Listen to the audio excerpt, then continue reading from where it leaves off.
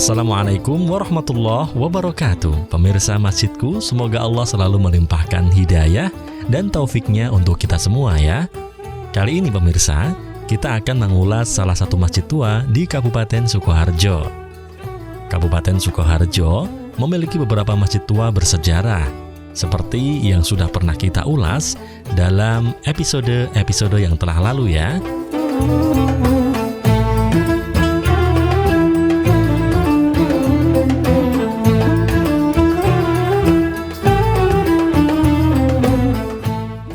Keberadaan masjid tua ini berkaitan dengan dekatnya wilayah Sukoharjo dengan keraton, baik Keraton Kasunanan Surakarta maupun Mataram Islam. Nah, masjid yang satu ini juga berkaitan dengan masa kerajaan Mataram Islam, tepatnya pada masa Sultan Agung. Namun sebelum berlanjut menelusuri ceritanya, kita kunjungi dulu masjidnya pemirsa.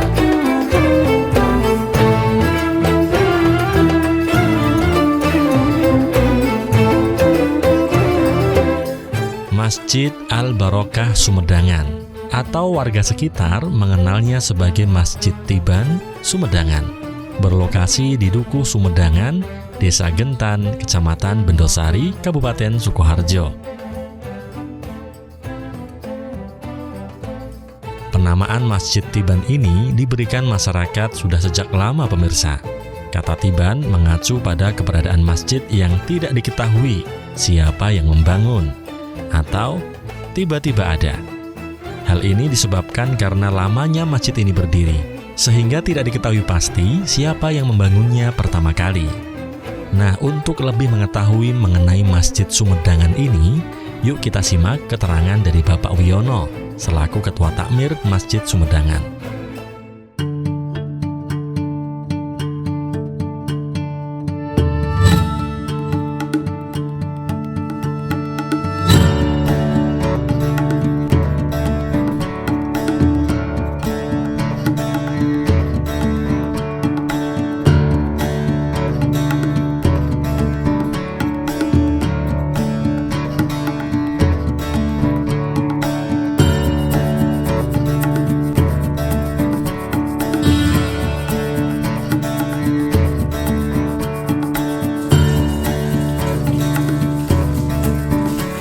Perkenalkan, nama saya Pak Wiono dengan kepengurusan sebagai Takmir Masjid di Sumedangan sini, RT 2 RW 6 Gentan, Bendosari, Sukoharjo. Saya periode yang sudah 2 periode, satu periode 2019 sampai sekarang 2024 nantinya. Saya akhir jabatan Takmir Masjid di Masjid Al-Barokah Sumedang ini.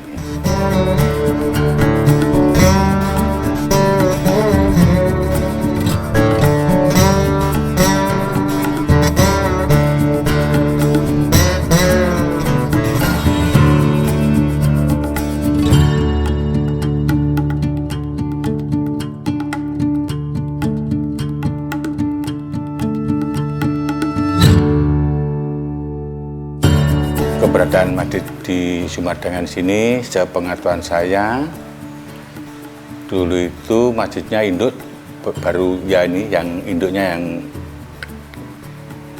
ada sokonya ini, terus disusul sebelahnya untuk pamijen ibu-ibu, terus ada renovasi lagi yang ada di depan.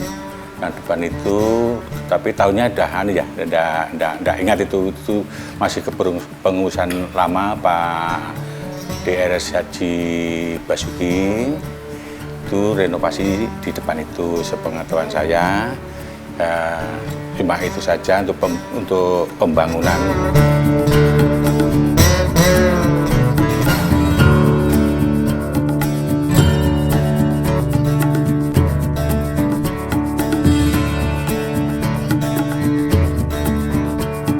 Meskipun secara keseluruhan masjid ini tidak utuh sebagai masjid kuno, namun masih banyak peninggalan dari bangunan lamanya pemirsa. beberapa struktur bangunan masih tetap dilestarikan hingga kini.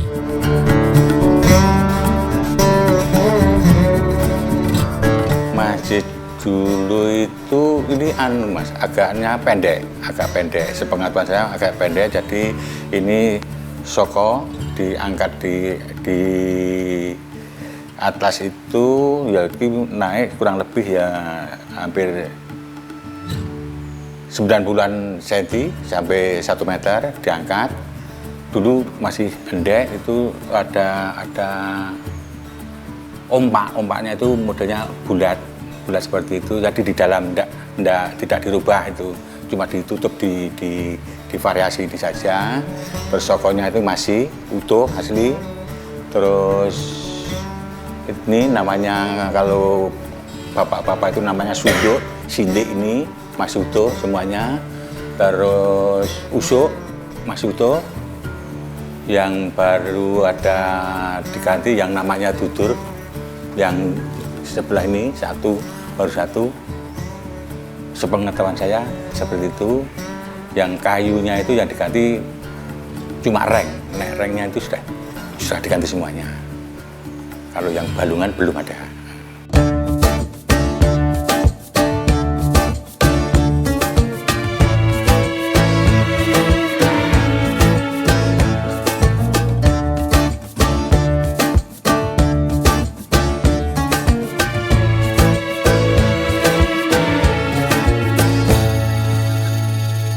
Bangunan utama dari Masjid Sumedang ini masih asli.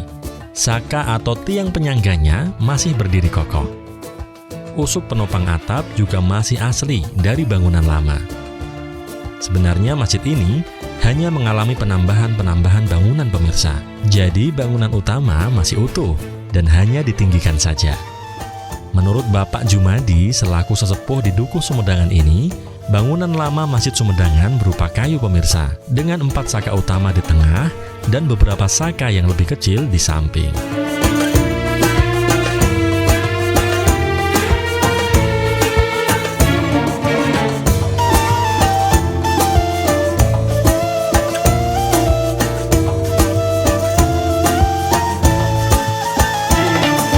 Nami kula Jumadi Wijo Mulyono, alamat Sumedangan RT Loro RW 6 Desa Gendan, Kecamatan Bendosari.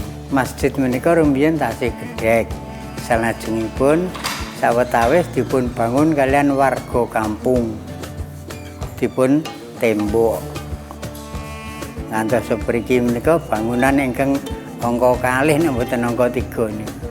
Margi damelipun napa niki ndropo masjid niku riyin kan kalian masjidipun kirang inggil masjidipun. Lajeng niki pun dibangun rampung, sanes wekdal niku dipun inggilaken. Dados supados sambung rapatipun kalian babagan talang. Talang niku supados dados setunggal lancar melampahipun ngaler menapa ngidul.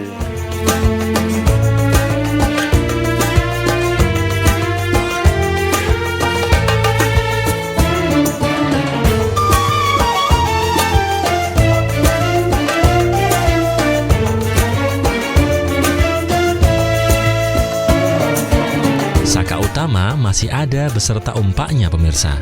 Namun umpak dari saka utama ini sekarang ditutup dengan lembaran kayu.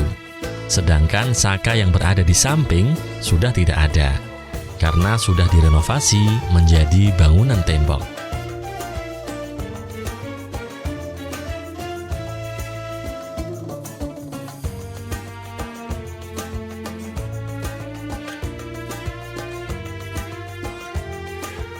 Yang tersisa dari saka di samping atau saka teras adalah umpaknya pemirsa.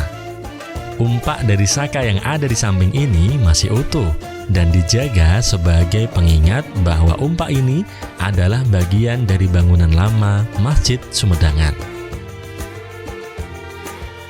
Umpak Masjid Sumedangan ini cukup unik pemirsa, karena bentuknya bulat, berbeda dengan umpak di masjid-masjid lain yang berbentuk kotak.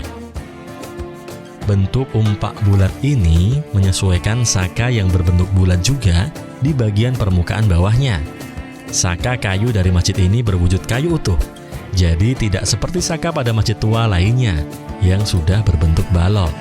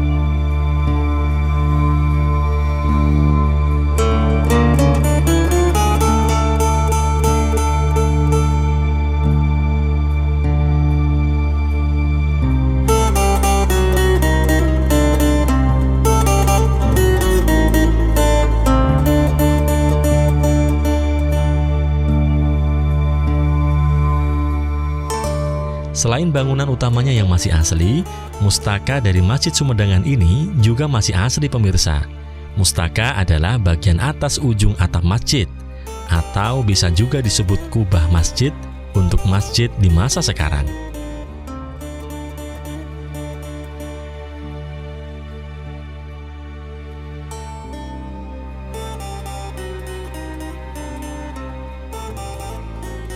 Struktur atap dari Masjid Sumedang ini juga masih dijaga pemirsa.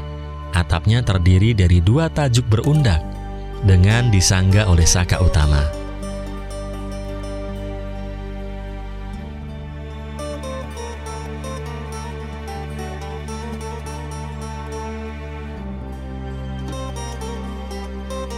Mustaka sepengetahuan saya itu masih asli.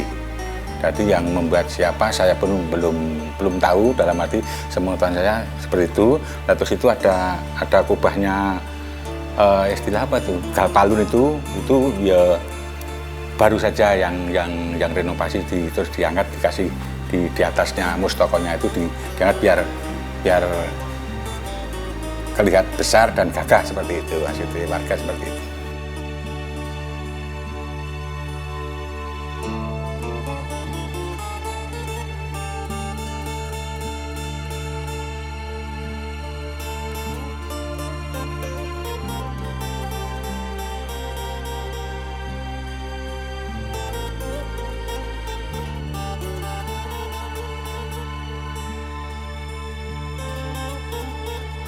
Perubahan dari Masjid Sumedang ini dilakukan berdasarkan kondisi masjid yang makin tua dan kebutuhan masyarakat terhadap masjid yang lebih luas. Penambahan ruangan teras atau serambi masjid dilakukan untuk penambahan jamaah. Dan juga ditambah pula pawestren atau tempat sholat bagi jamaah putri di sebelah utara.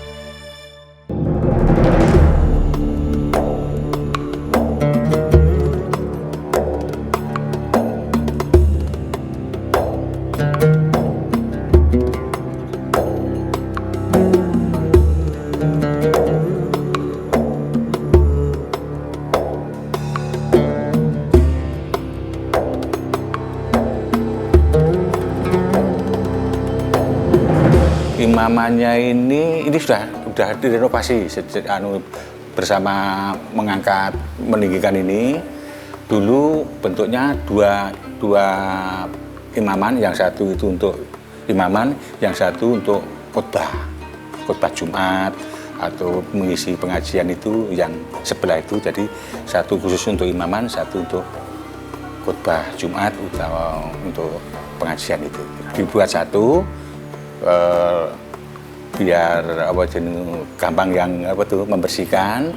Terus sebelahnya itu dulu belum ada, terus dikasih untuk gudang, sebelahnya itu ditambahin sekalian untuk perawatan biar nyaman gitu warga seperti itu.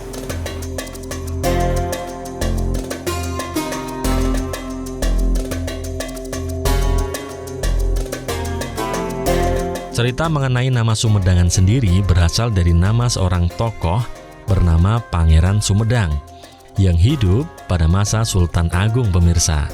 Cerita mengenai Pangeran Sumedang ada dua versi. Yang pertama versi cerita masyarakat Sumedang dan versi naskah Jawa. Kedua versi ini saling berkaitan, hanya perbedaan dalam penyebutan saja.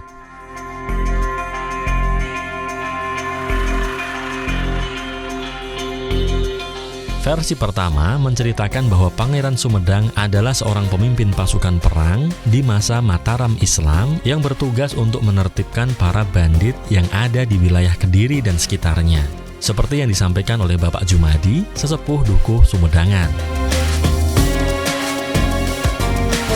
Niku nami Kampung Sumedangan niku aslinipun saking Kanjeng Gusti Pangeran Sumedang ingkang rikala semanten disuwun tulung kalian Ratu ing Mataram dhateng Sumedangan kapurih Brasta brandal wontenipun wilayah Jawa Timur wonten Kediri. Saksampunipun purna kundur namung mboten langsung kundur dhateng Sumedang, ugi mboten langsung kundur dhateng Ngayogyakarta.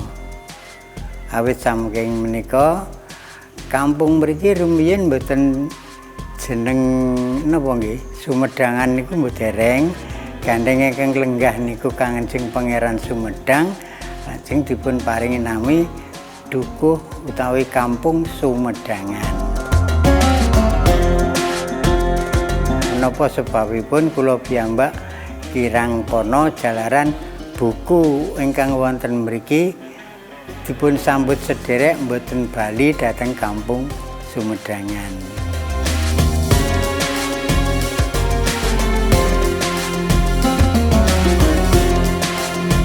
Versi kedua menceritakan lebih detail mengenai Pangeran Sumedang. Cerita ini terdapat dalam serat Pratelan Candi yang diterbitkan pada tahun 1929 oleh Keraton Kasunanan Surakarta, seperti yang disampaikan oleh Bapak Adi Deswijaya, dosen Prodi Pendidikan Bahasa dan Sastra Daerah Universitas Veteran Bangun Nusantara, Sukoharjo.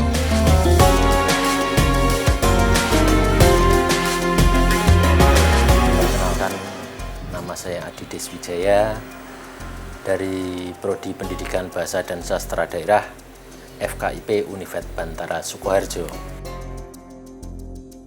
Pada saat itu Sultan Agung Mataram memerintahkan pada Kanjeng Pangeran Surolegowo atau Pangeran Sumedangan untuk menyerbu Madura dan Blambangan. Oleh Pangeran Sumedangan disanggupi apa yang diperintahkan Sultan Agung. Pangeran Sumedangan akhirnya bisa mengalahkan Madura dan Blambangan menjadi daerah kuasanya. Pada saat itu karena kemenangannya Pangeran Sumedangan beserta para bupati yang mengiringinya itu pergi di salah satu tempat, konon ceritanya adalah di desa atau dusun Duwet. Saat itu namanya Duwet yang sekarang menjadi Sumedang, dusun Sumedang. Di situ ketika perjalanan dari mengalahkan Madura dan Blambangan, Pangeran Sumedangan bersama para bupati singgah di dusun Duwet. Di situ mereka merayakan kemenangannya dengan bersukaria, dengan mabuk minum-minuman.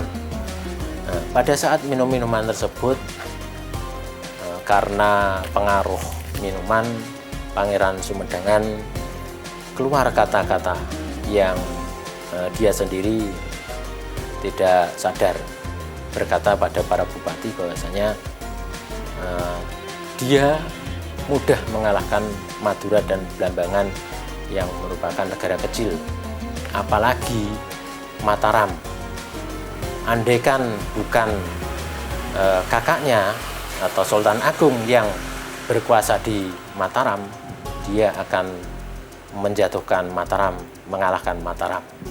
Nah, kemungkinan oleh salah satu pengikutnya, para bupati ataupun abdi dalamnya, mendengar hal itu disampaikan oleh Sultan Agung. Sultan Agung mengetahui, kemudian membuat suratnya kemudian diantar ke Pangeran Sumedang.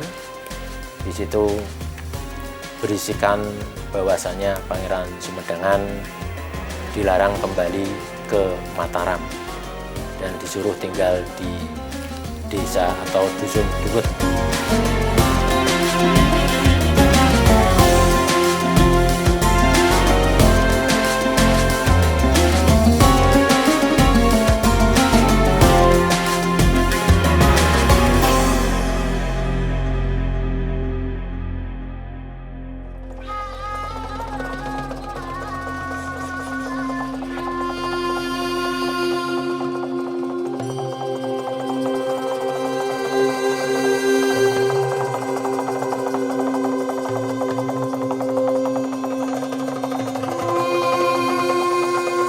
Nah pemirsa, tokoh Pangeran Sumedang yang tinggal di tempat inilah yang kemudian menjadikan tempat ini dinamakan Sumedangan hingga kini.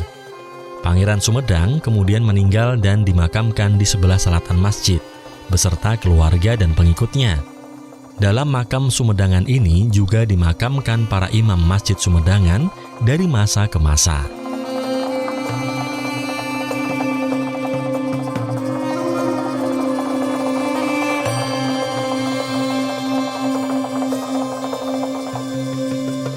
Kegiatan di sini ini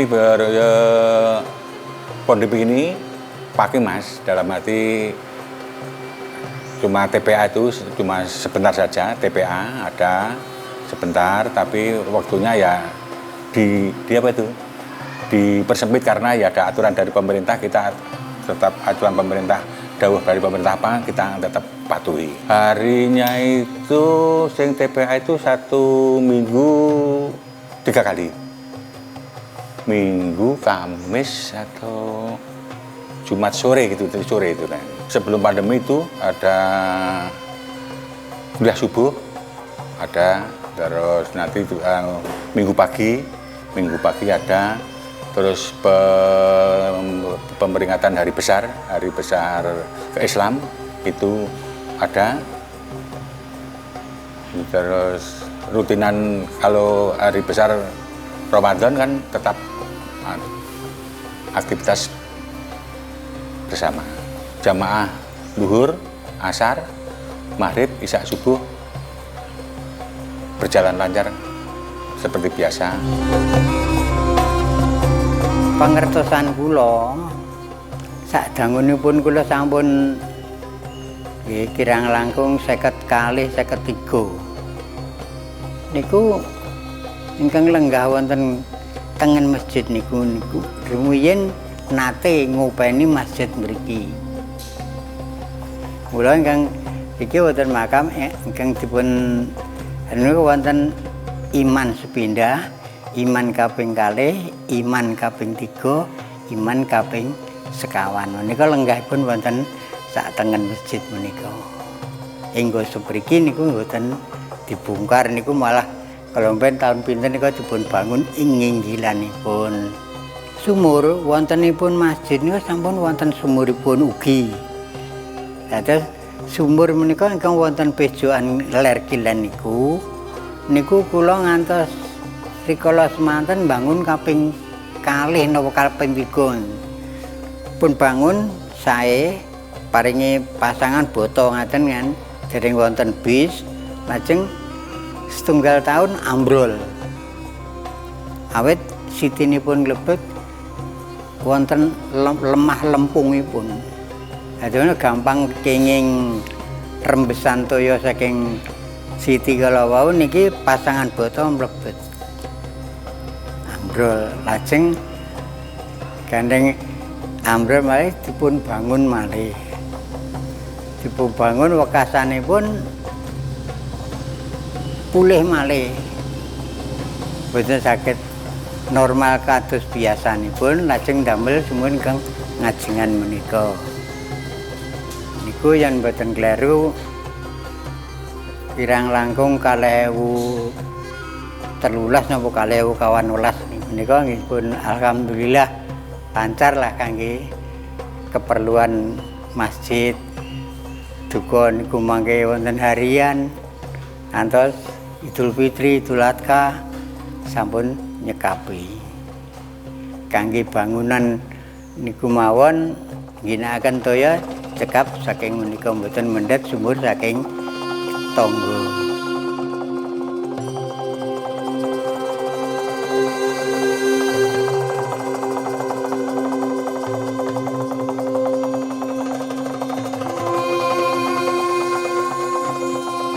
Di sebelah selatan masjid ini juga terdapat sungai, tepatnya di sebelah selatan makam Sumedhangan.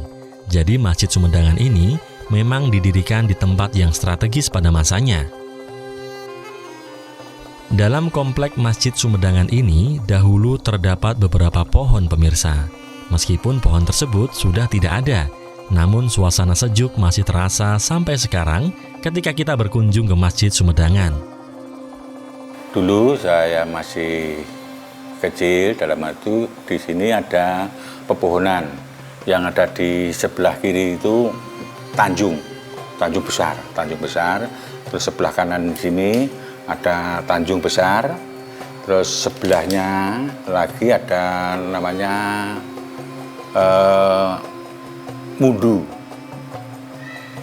ada. Terus di lantai itu ada lagi tanjung lagi, terus besar ringin besar, ada wit ringin besar, terus ada lagi sebelah lagi ringin lagi, ada ringin lagi, terus sebelah ke tengah ada wit mentaos. Mentaos itu kayunya putih itu Mas, kayunya putih lurus-lurus itu untuk kalau sekarang modelnya apa ya itu untuk gerabah itu mungkin. Pohon itu sekarang sudah tidak ada semuanya itu, sudah dulu ya itu kan di istilahnya tidak ada yang berani menggunakan toh. Akhirnya kan dililangkan untuk dari ke tugas kayu bakar itu, terus hasilnya ya untuk kegiatan renovasi ini. Yang tumbang hanya satu, yang semuanya itu dipotong karena ada bangunan itu. Ya, terus yang tumbang sendiri yang tanjung ini Mas, yang tanjung itu besar sekali. Itu satu pohon itu mungkin digeraju dari satu rit truk itu, jadi kan besar. Nah terus ini untuk kegiatan ya ada tambah-tambahan ini, kayunya bisa, terus sebagian untuk kegiatan lingkungan masyarakat untuk buat gudang, untuk apa itu, untuk kegiatan masyarakat. Kegiatan masyarakat dana masuk ke masjid, tapi ada yang apa jenis yang kayu-kayu itu kalau di lingkungan membutuhkan bisa digunakan seperti itu. Dalam arti kita warga istilahnya pun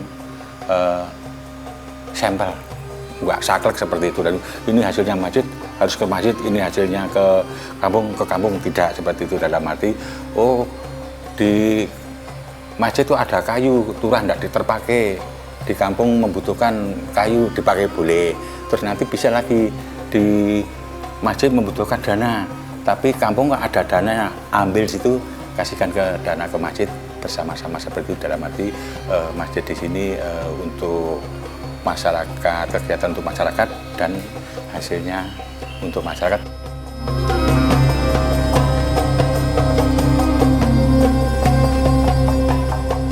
Tidak terasa kita sudah menelusuri seputar Masjid Sumedhangan ya pemirsa. Nah pemirsa nantinya bisa berkunjung secara langsung ke Masjid Sumedhangan ini untuk sholat dan menjaga agar masjid tua ini tetap ada hingga masa yang akan datang. Sekian dulu ya pemirsa episode Masjid Tiban Sumedhangan Sukoharjo. Sampai bertemu di episode masjidku yang berikutnya. Wassalamualaikum warahmatullahi wabarakatuh.